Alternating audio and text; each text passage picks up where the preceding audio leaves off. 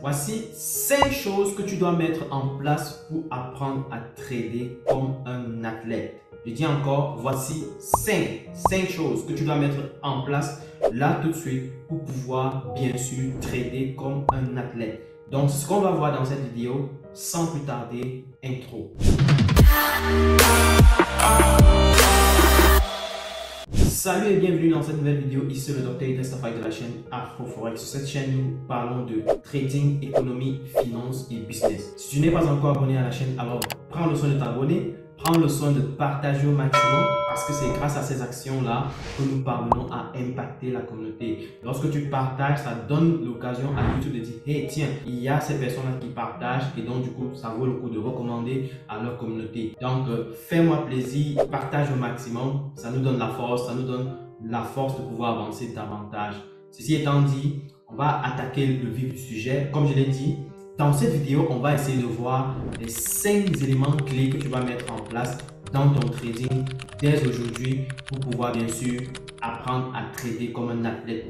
Pourquoi est-ce que tu dois trader comme un athlète avant d'entrer dans le vif du sujet? Ce que tu dois comprendre ici, c'est qu'un athlète, c'est quelqu'un qui prend le temps de se préparer au quotidien pour pouvoir aller participer à une compétition. Et donc du coup, toi, en tant que trader, tu dois, on va dire, copier un peu la méthodologie que l'athlète met en place pour pouvoir aller compétir. Donc, tu dois prendre ton trading dans le compte réel comme une potentielle compétition à laquelle tu vas participer. Et pour cela, pour pouvoir être parmi les meilleurs, bien sûr, tu dois t'entraîner de la manière la plus rigoureuse possible. Tu dois créer un système qui va te permettre, bien sûr, d'être un champion. Un athlète champion. Donc maintenant, tu vas travailler régulièrement, intégrer la régularité, intégrer la discipline, intégrer d'autres éléments qui vont être utiles. Mais ici, je vais évoquer 5 points clés que tu dois également intégrer à côté de tout ça qui vont te permettre réellement de pouvoir exploser tes résultats comme un athlète champion. Encore une fois. Donc, le premier point que tu vas devoir mettre en place, c'est de d'abord avoir un corps sain et un esprit sain. Qu'est-ce que j'entends par là? Ce que j'entends par là, c'est que tu ne peux pas dire que tu veux être trader, tu passes le temps à manger tout et n'importe quoi. Ou alors tu ne contrôles pas ton alimentation, tu ne contrôles pas ce que tu manges. Parce que un trader, c'est 80% d'abord la psychologie et 20% la technique. 80% ton mental et 20% la technique. 80% la gestion des risques et 20% la technique. Ok? Donc, ça voudrait dire quoi? Ça voudrait dire que pour pouvoir avoir un esprit sain, tu dois également avoir un corps sain. C'est-à-dire tout ce que tu dois ingurgiter, tout ce que tu dois consommer, tout ce que tu dois entrer dans ta bouche. Là, quand je parle de consommation, ça peut être de la manière la plus littérale comme de la manière la plus subtile. C'est-à-dire quoi? Consommer ne veut pas seulement dire manger de la nourriture. Ça veut dire aussi ce que tu consommes en termes d'information, ce que tu consommes en termes de connaissances. C'est très important. Tout ça, c'est un tout. Ok?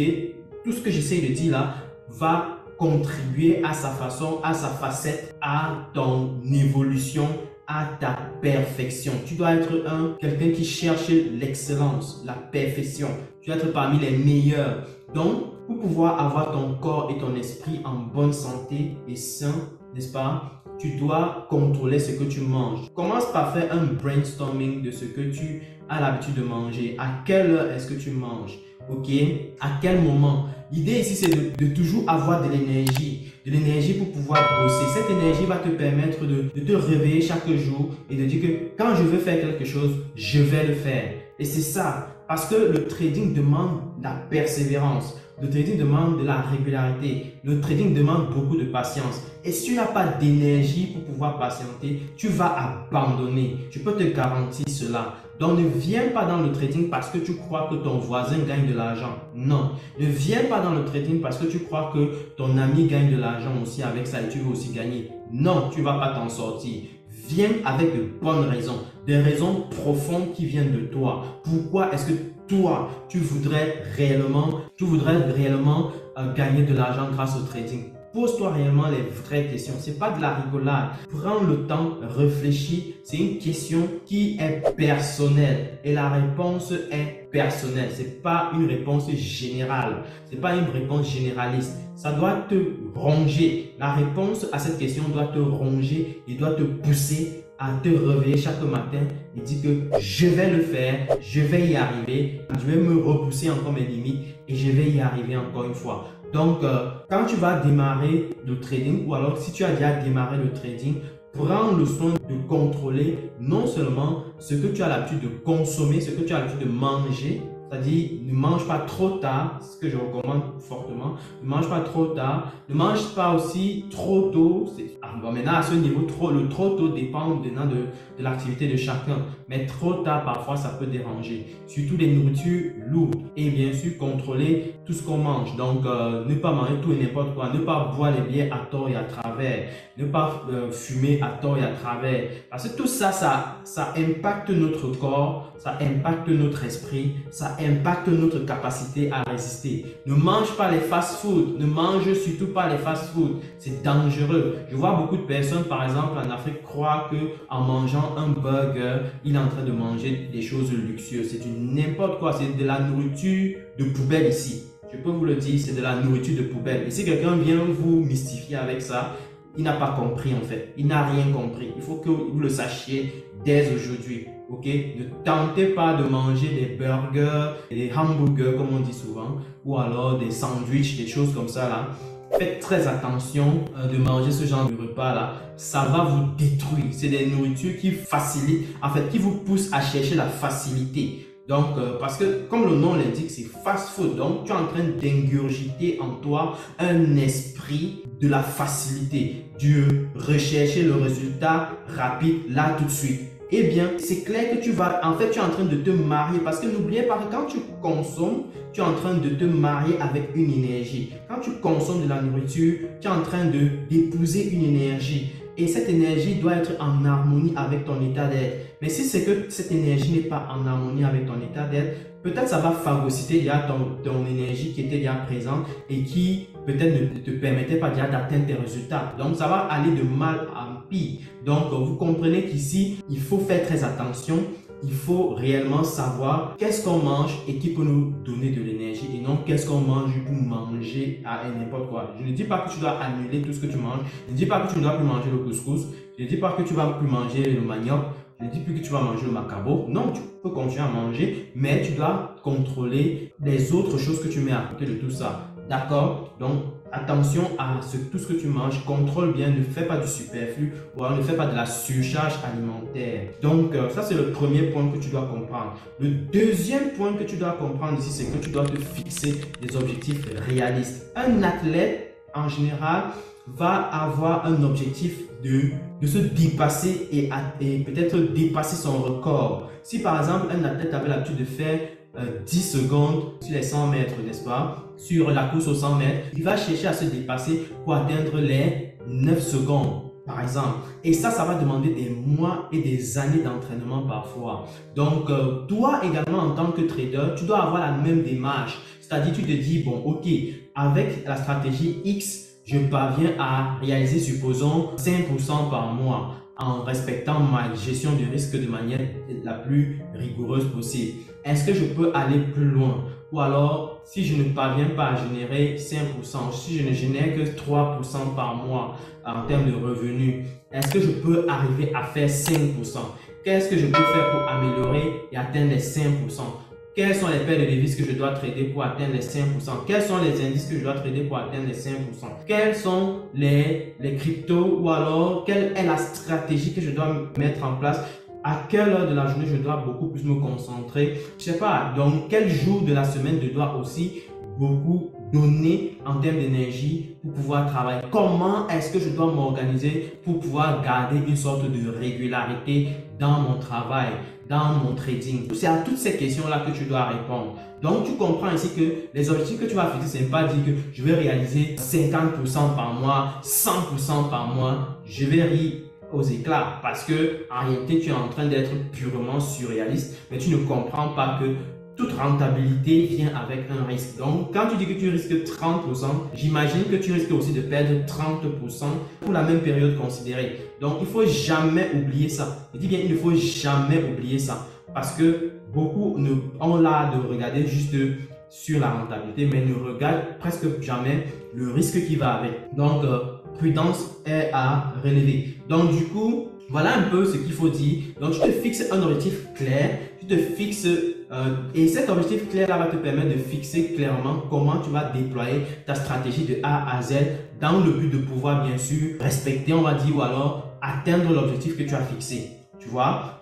Donc, ça, c'est quelques éléments que tu peux mettre en place. Et cet objectif aussi peut partir même déjà du revenu que tu voudrais atteindre à la fin d'année, n'est-ce pas? Et quand tu pars du revenu que tu vas atteindre à la fin d'année, tu dois bien sûr revenir vers l'objectif que tu peux atteindre à la fin du mois, à la fin de chaque mois. J'avais posé tantôt une question récemment lorsque je faisais une conférence aux participants que qu'est-ce qu'ils aimeraient gagner, quel est le montant d'argent qu'ils aimeraient gagner grâce au trading. Mais je voyais des montants affolants. Je voyais des montants de 10 millions, 5 millions, 20 millions, 30 millions. Le problème, c'est que c'est bien beau de se fixer, de rêver, de se fixer parce que c'est gratuit de toute façon.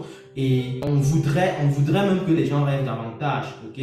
Mais le truc, c'est que quand tu fixes ce type d'objectif, pose-toi aussi la question de savoir si ce 5 millions est atteignable par mois. Si ce 4 millions-là est atteignable pour toi selon ta situation par mois. Et si ce n'est pas atteignable, commence par dire, bon, ok, tu dois peut-être commencer petit, d'accord? Et commencer par atteindre un petit résultat et progresser. Voilà. Donc, le but ici vraiment, c'est de pouvoir débloquer les premiers niveaux pour pouvoir se donner la confiance que c'est possible. Et après maintenant, passer petit à petit à un niveau supérieur et à un niveau supérieur et à un prochain niveau supérieur.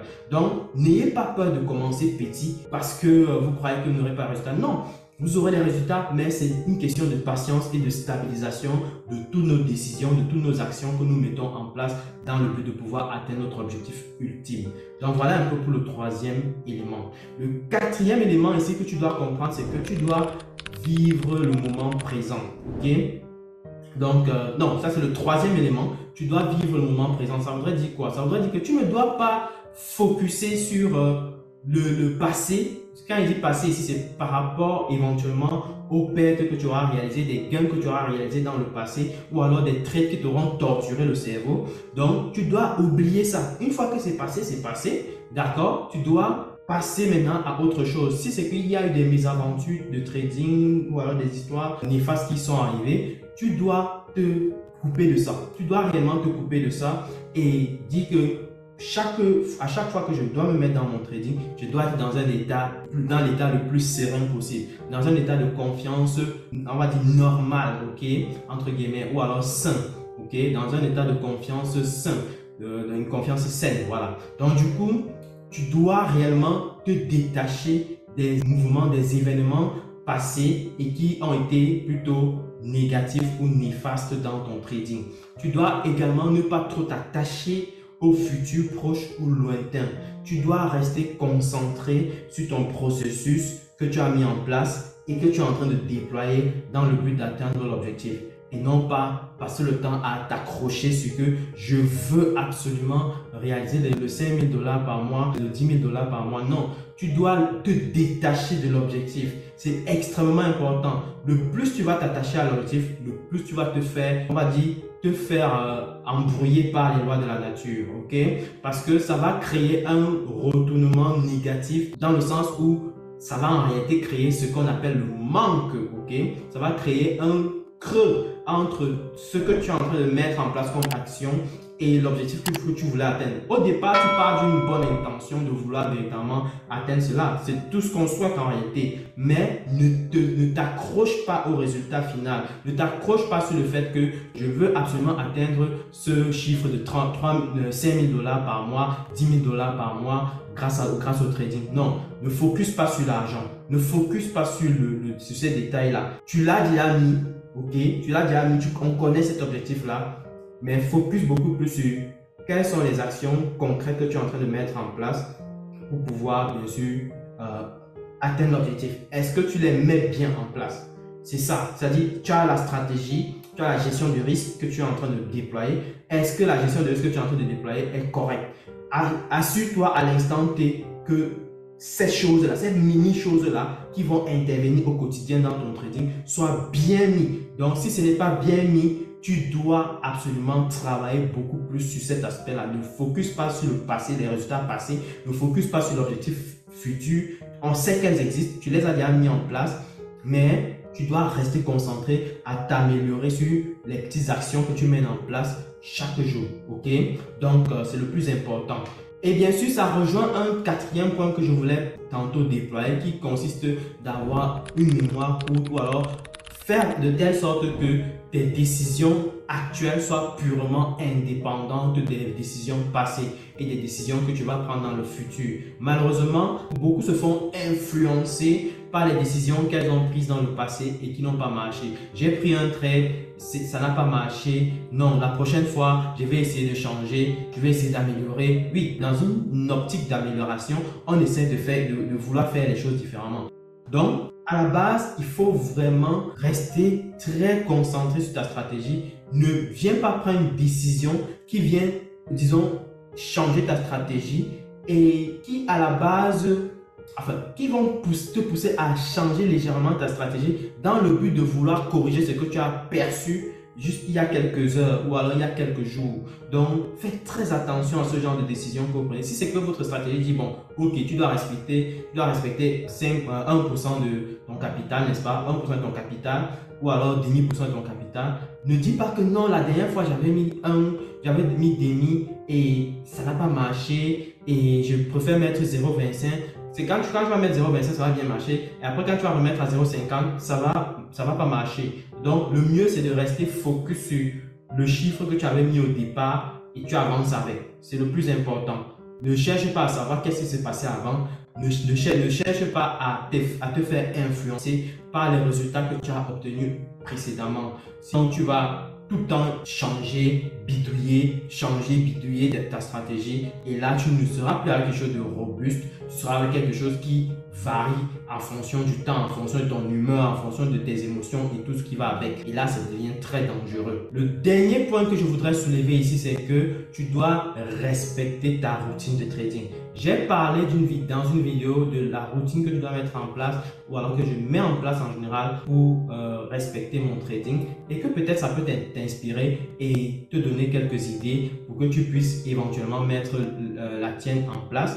Donc, prends le soin de regarder cette vidéo. Elle te donnera pas mal d'éléments concernant la routine. La routine te permet ici de créer en fait un état d'esprit qui est dans une optique de rigueur et de respect de ta stratégie, de rigueur et de respect des actions que tu dois mettre en place, de rigueur et de respect de tout le déploiement méthodologique qui te permet de pouvoir être profitable. Parce que si tu n'as pas de routine, tu vas te réveiller le matin, tu vas sauter sur les graphiques, tu vas regarder, hey, il y a un marteau haussier, boum, tu vas vouloir acheter, hey, il y a un engulfing, boum, tu vas vouloir vendre. Ça va être du n'importe quoi en fait. Donc, l'idée de la routine ici est de pouvoir mettre en place un socle en termes d'état d'esprit que tu vas devoir générer, n'est-ce pas, pour pouvoir avoir une sorte de consistance dans tes résultats, de consistance dans tes décisions, de consistance dans ton analyse. Voilà. Donc, plus tu vas le faire, plus ça va devenir facile,